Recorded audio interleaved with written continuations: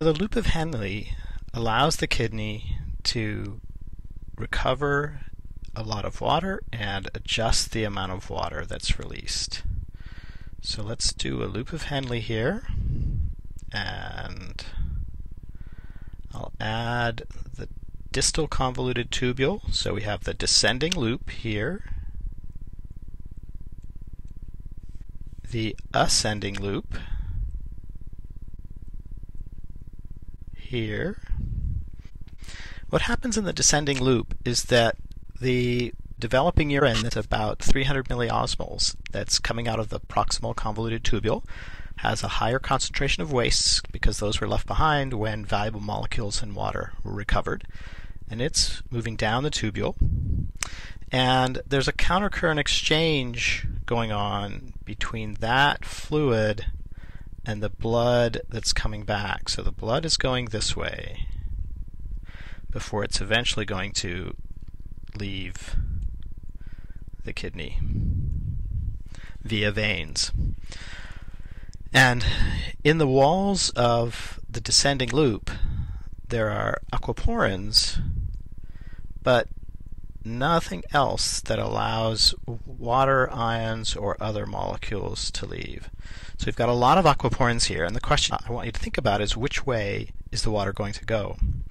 Remember that deep down here in the medulla, the kidney is around 1400 milliosmoles. So the blood coming out of here is coming out at somewhere around 1400 milliosmoles.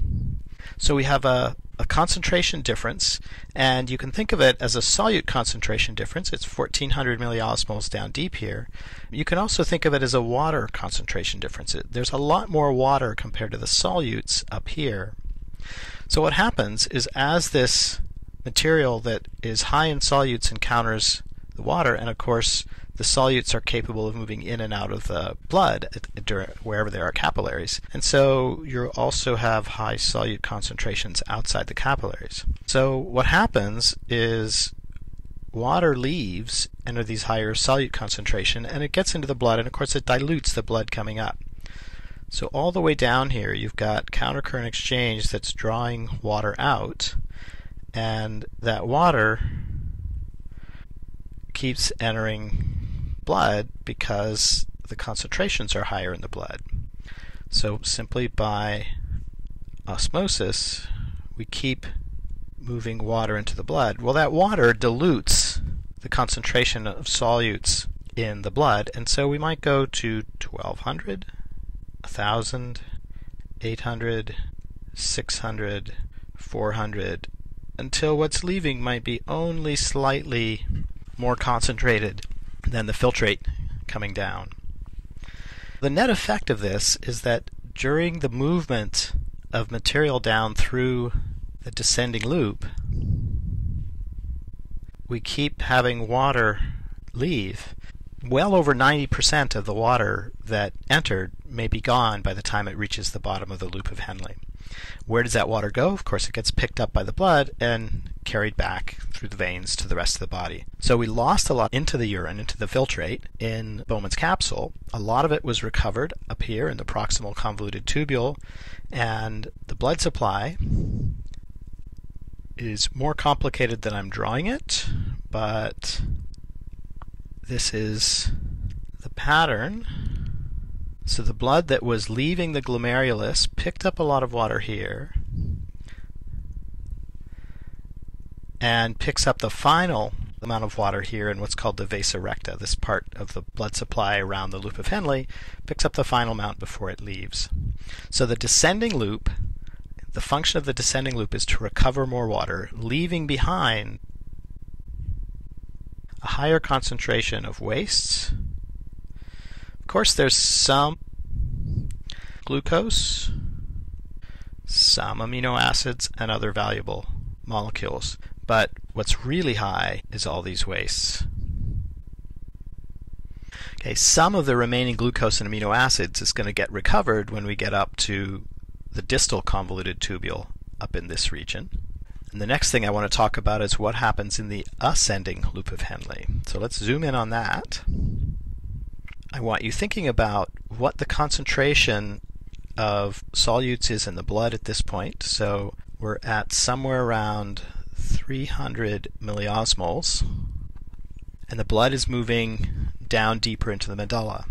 Of course, if this 300 milliosmol blood gets all the way down into the medulla without being changed, the result is going to be to dilute the concentration of fluid in the medulla, and that 1400 milliosmol concentration is not going to last long down in the medulla. So something has to happen to add solutes to the blood that's moving down.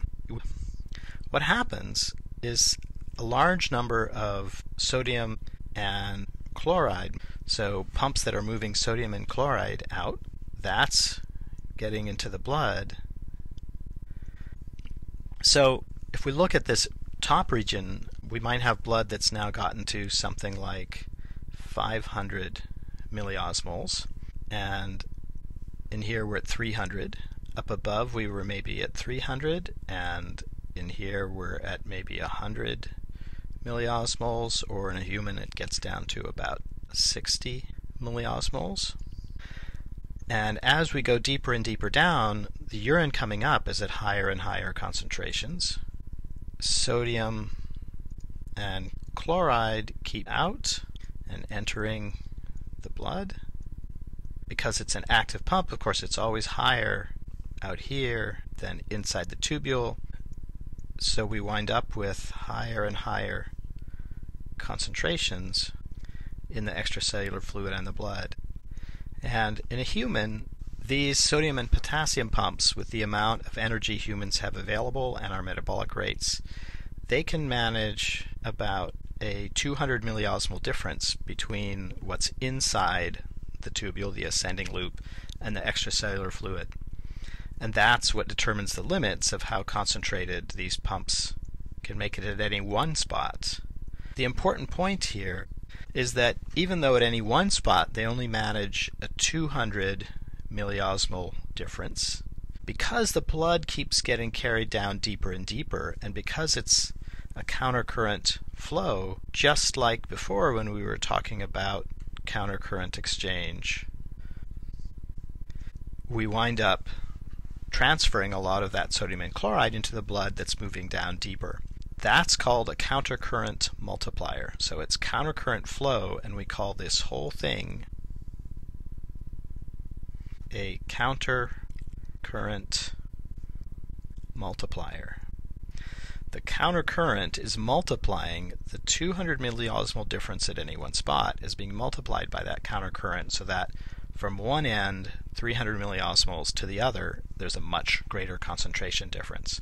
So what keeps this whole thing working and functioning is these active transport of sodium and chloride moving out of the ascending loop of Henle into the descending blood vessels, carrying that high concentration down here to the base.